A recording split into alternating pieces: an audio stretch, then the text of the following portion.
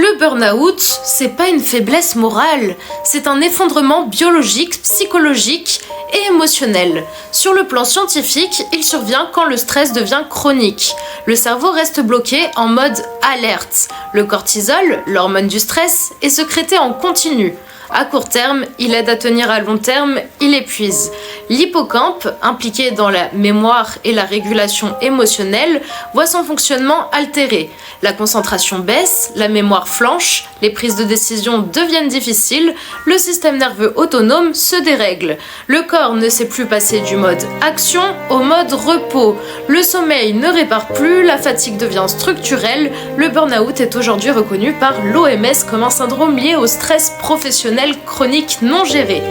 Mais il ne touche pas que le travail, il touche le sens, il touche la surcharge émotionnelle, le manque de contrôle, l'absence de reconnaissance. Ce n'est pas trop de travail qui brise, c'est trop de contraintes sans ressources suffisantes. Le philosophe Hannah Arendt écrivait que lorsque l'humain est réduit à la fonction, il perd le sens de l'action. Le burn-out apparaît souvent chez ceux qui ont confondu leur valeur avec leur utilité. Nietzsche disait déjà « Celui qui a un pourquoi peut endurer presque n'importe quel comment ».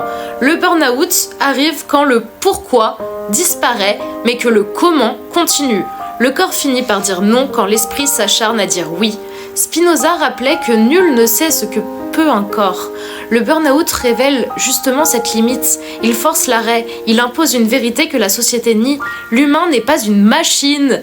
Guérir d'un burn-out n'est pas revenir comme avant, c'est reconfigurer, restaurer le système nerveux, réapprendre la sécurité, ralentir, poser des limites, redonner du sens. Comme le disait Albert Camus, mal nommer les choses, c'est ajouter au malheur du monde.